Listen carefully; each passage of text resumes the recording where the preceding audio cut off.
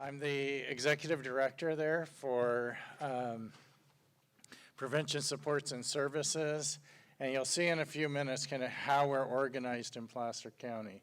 What we're going to do is take a little bit of a deep dive and expand off of what Lisa so wonderfully demonstrated, the different funding streams.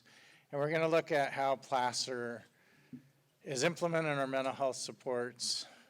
What kind of money are we using? How do we blend braid that money? I'm going to show you a tool we use to organize those dollars. And please continue eating. And here we go. So as you recall yesterday, Placer County is a children's systems of care design. We've been a children's system of care for 30 years, 30 plus years. And so some of this comes in the context of our collaboration has been happening for a long time. So you'll see funding sources on here and think, well, why does social services do that? Or why do you do this for social services? And it comes back to the theme that so many of the presenters have talked about. It's part systems and part relationship, and you have to have both to make this work. There's a link on these slides. I think Elizabeth or somebody's going to send them out so you can be connected to resources for system of care and other things. Okay, here we go. Current mental health initiatives in Placer County. Let me move the screen here so you can see this a little bit. We have a strong focus in Placer of getting across the sidewalk, of looking at the whole child and supporting children anywhere along the continuum of wellness. So I'm going to start out with our wellness programs. We talked a little bit about that yesterday, and we have multiple funding streams that we're using to support the initiation of wellness centers in Placer County. But like I was talking to the Rockland School District folks a few minutes ago, we want to expand wellness center across the county. Every school, I think, should have a wellness center or a community school, whatever you want to call them, on their campus. So our programs are funded by a triage grant. So we had one of the first grants to support wellness in the state. MHSSA came along. We funded a few more wellness centers. So we started in Roseville, moved to Auburn. And then Sutter Health Foundation said, hey, we heard about what you were doing. We really like that.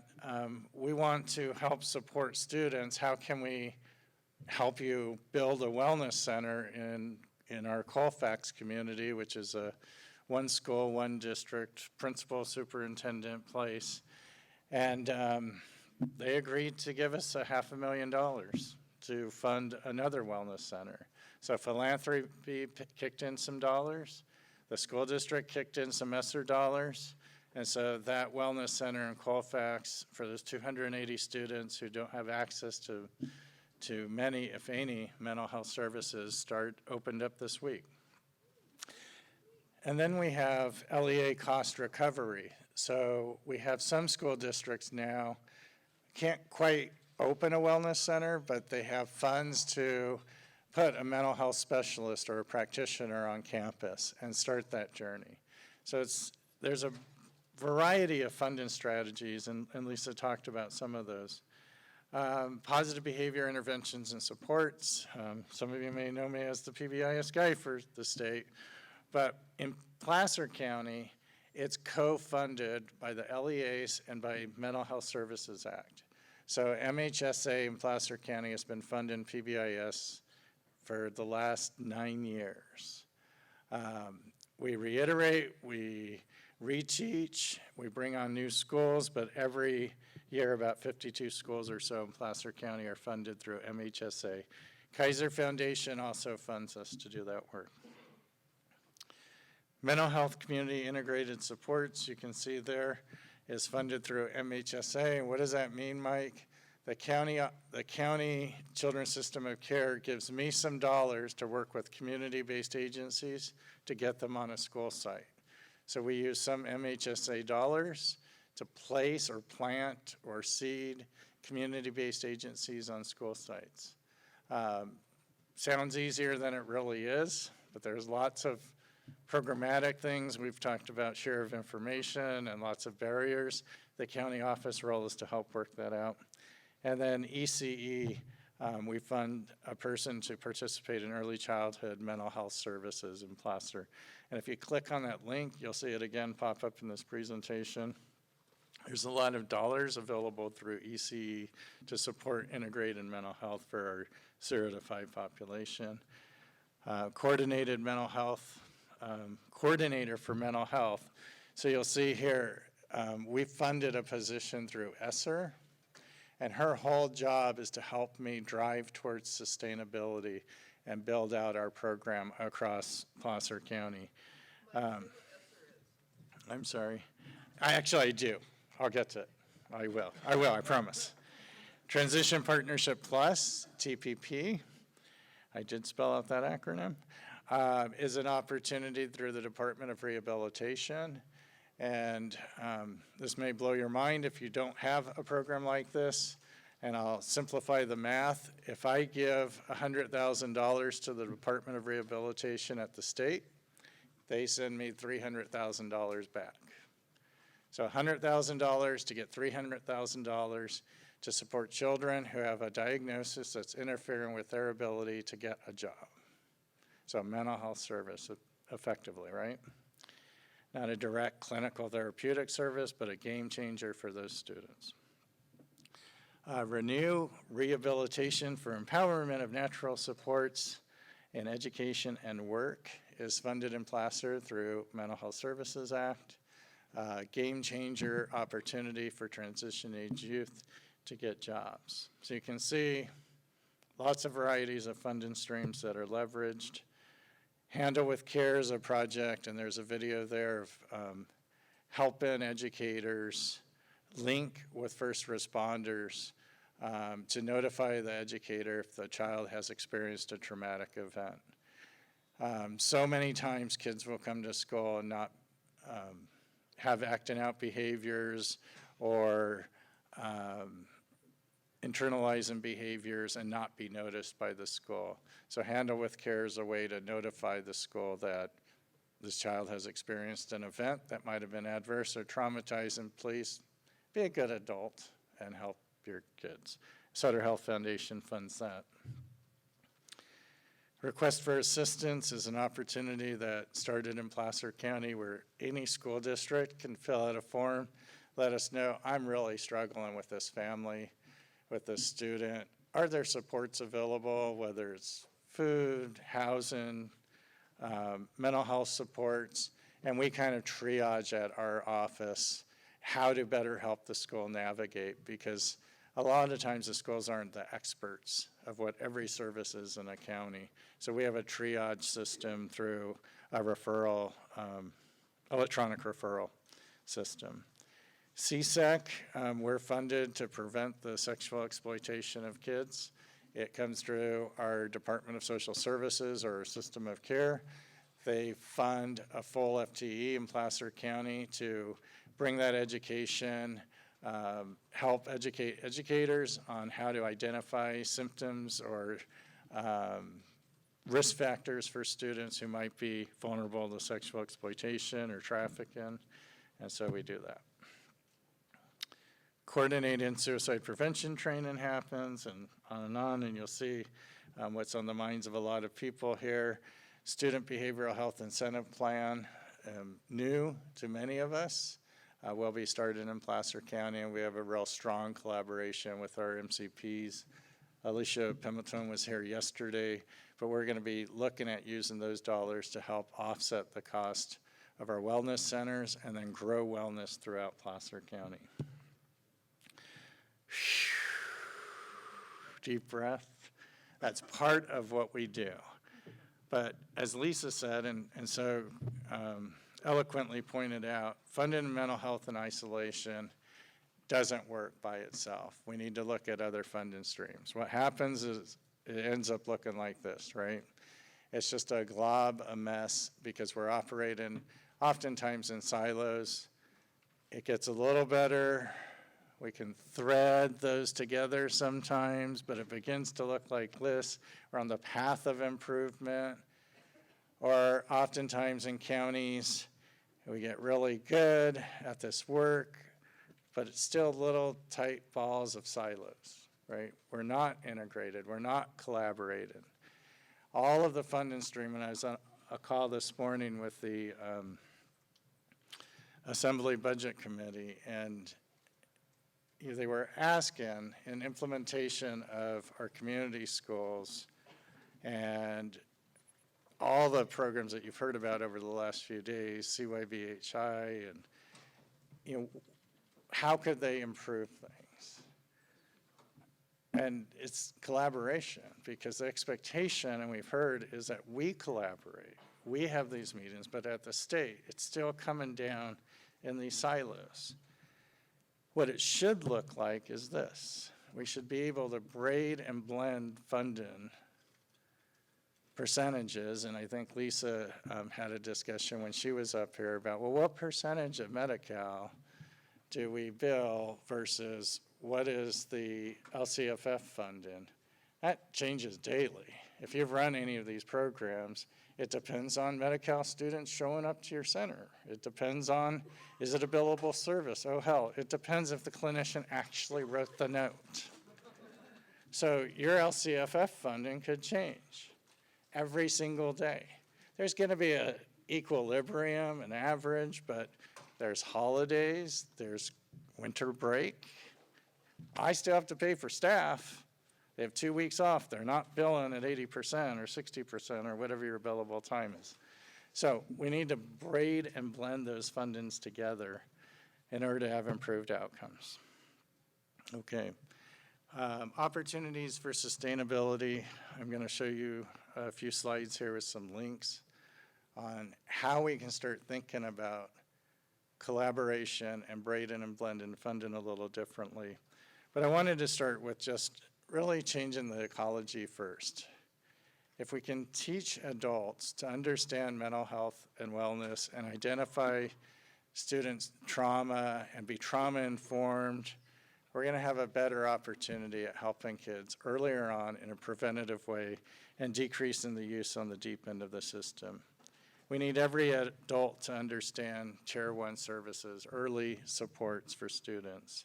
We need to look at things critically in a multi-tiered system structure like Lisa was showing. And we need to integrate behavioral health and mental health together. So is that a behavioral problem? Is that a mental health problem? Well, oftentimes simple behavioral problems end up in special education or as ED diagnoses and deep end of the system because we don't have strong universal supports in place. So I encourage schools to do things like MTSS and PBIS. Other opportunities for support and sustainability. Seek alternative funding sources. So think about funding in two ways. There's ongoing continual funding and then there's soft funding. And don't discount the relationships with community-based agencies, faith-based agencies, with other nonprofits, with philanthropy, or we had a new engineering company move to Placer County and they wanted to help support kids. It's part of their mission. And so they just wrote us a check for our wellness centers for $20,000 because we're out there, we're talking about wellness, we're talking about how important it is. Sure, that's not going to support a staff person, but it supported the bean bags, the stuff that make the room smell friendly and zen-like. I don't know. Nikki Parr does a good job at creating those spaces. But you know what I mean, making it a welcoming space for students. So don't discount community nonprofits or community-based agencies. Collaboration with managed care partners. So really working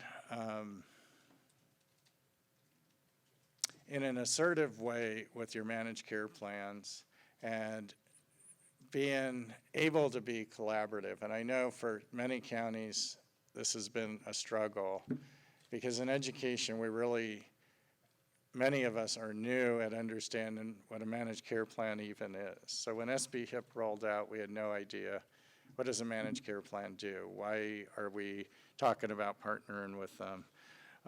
So we want to be sure that we're able to establish those relationships in an honest way and a collaborative process to make decisions about how to use SB-HIP. I'm happy to help folks if you're stuck with your managed care partners, unstick to move that forward. The next funding sources that I think are good to look at is Medi-Cal. Lisa talked a little bit about this, but there's several different forms of Medi-Cal. There's EPSDT, and I think the next slide will show it a little bit better.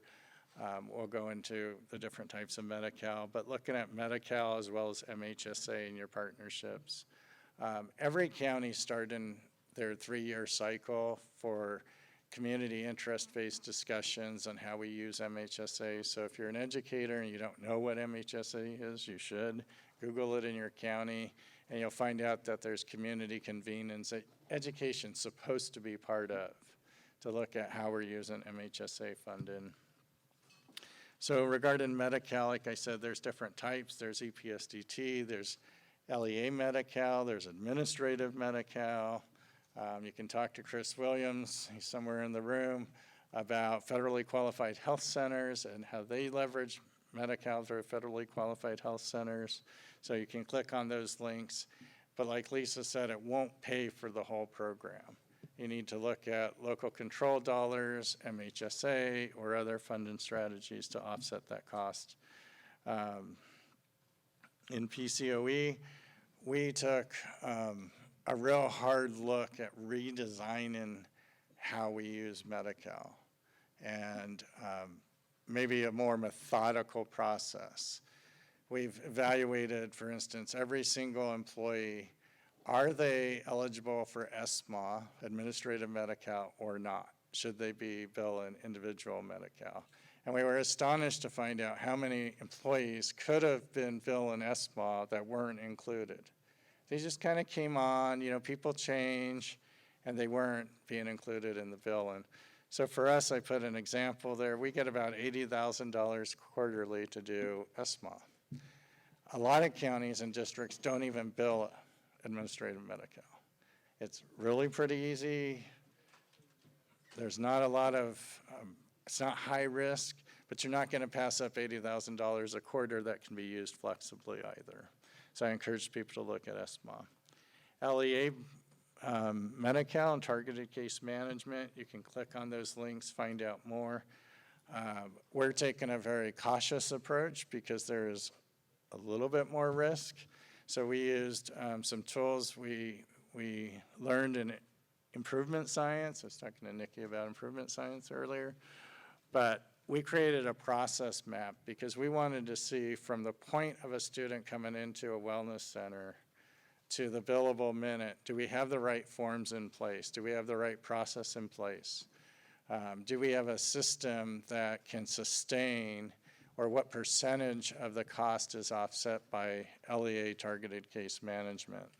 So what we're doing with our provider or third-party vendor is a practice system to see how much money, how much revenue will we generate to offset the cost before we start billing in the regular system. So we created kind of a fake billing system to see, well, how much of that percentage are we really going to be able to claim, and then how much needs to be paid by LCFF or MHSA or some other cost before we dive too deep into the pool.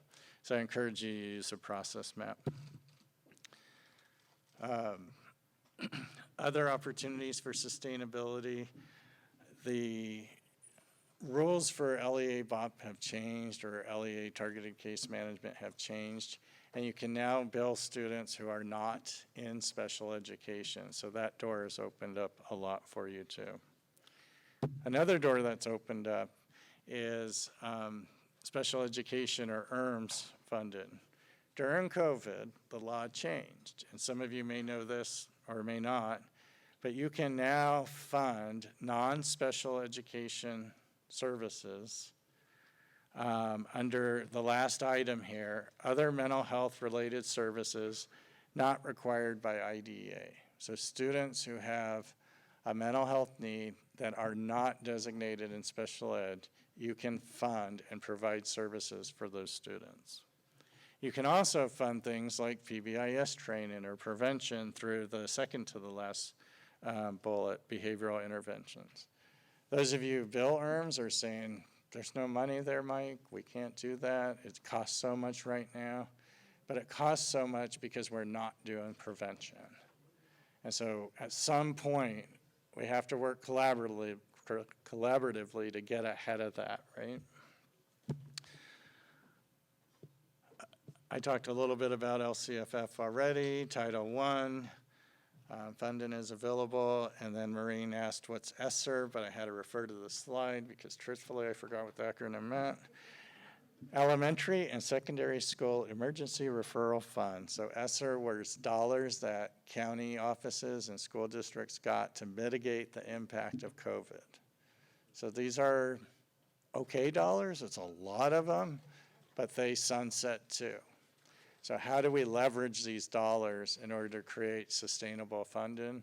For us, I went to my CFO and said, I cannot do this. Like, I cannot help school districts create a sustainable fund in mental health without another person. So will you fund a coordinator to help me over the next 3 years, help schools and districts become and be able to create systems that are more sustainable? And much to my surprise, he said yes. It literally was a 5-minute conversation because he has the foresight to know that it takes a little bit of manpower, person power, to go a long way.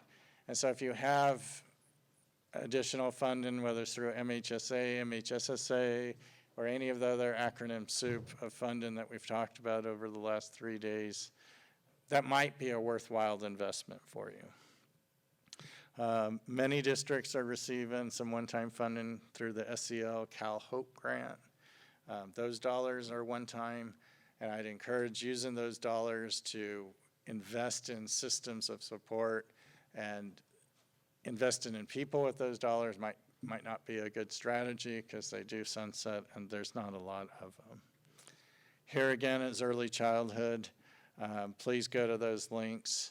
Partner with your early childhood ECE or First Five or whoever's doing early childhood work in your county because you can generate some funding to offset the cost. In addition, we have to start thinking outside of the bubble a little bit. So this is our org chart for Placer County. Steve said I had 10 minutes left, so I'm going to go fast. We have about 55 staff. When I got there 8 years ago, we had 4 staff. So we've grown a little bit in a short period of time to provide improved services to our districts. And we did that because we braid and blend funding. I don't get funding where I say, oh, I could hire an FTE just to do this. So you're gonna see a lot of these staff have multiple jobs, multiple roles. On the left side, or I guess it might be it's probably your left side too, we have our mental health supports, foster youth, ILP, TPP I talked about, school climate, and then on the right, we were just awarded a state grant for SEL. The key to looking at this is you see a lot of people, but those of you who are fiscal folks from your counties, this is all under one budget responsibility. So instead of having multiple budget responsibilities where managers might say, oh, those are my dollars or those are my dollars, we keep it under one and we need to collaborate together about how to deliver the best services for students. So it ends up looking like this. We're using funding services for mental health or wellness across our department. We're using TUPE, McKinney-Vento, FYS, and we braid those services together in that array of program delivery and funding streams. This will blow your mind. It's actually changed. This is my budget spreadsheet. I blurred it, so don't try and strain your eyes because it'd be weird showing what each staff gets paid to a large audience.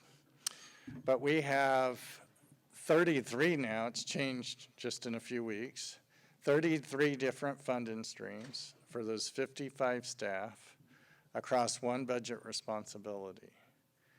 And many of you who work with counties, or whether it's social services or county offices, we get kind of locked into a system, a fiscal system that isn't very maneuverable, and you can't look at predictive maps, you can't look at changes. So using this spreadsheet, I'm able to do experiments, if you will, and say, okay, I'm losing 2P dollars, but I'm gaining MHSA dollars. What does that look like? What does that percentage look like? And we can literally just plug that in to see, how can I fund that staff person? How can I make a change? Or I found out the other day that we're getting additional dollars. Well, where can I stick those additional dollars in this throughout our budget to make it fit right? So I'm happy to go and dive a little deeper with folks offline. We've talked to Shasta and Santa Cruz County to really look at, can you use a spreadsheet like this to more, to braid and blend funding in a more detailed way. This is a smaller version. I'm happy to send this to you if you want to use it, but it's a way of kind of organizing those supports. And then lastly, I wrote down some opportunities for sustainability. We want to increase attendance. Since I wrote this presentation, this may change a little bit for California. There's some legislation to stop funding schools based off of ADA and fund them off of enrollment. So that's a big game change for school districts. From an equity perspective, it's much better. So we can say, you know, we have 2,000 students at that school, but only 1,500 are showing up. Take those dollars and focus on getting those other 500 students to schools by improving programs and things like that.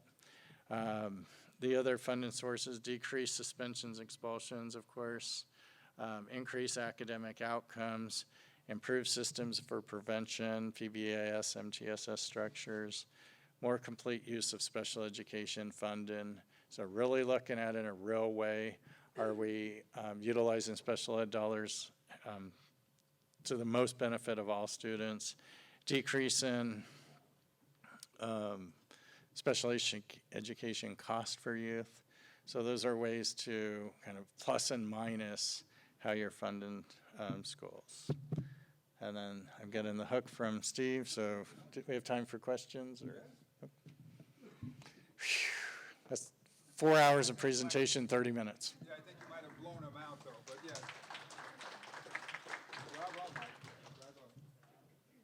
Marty.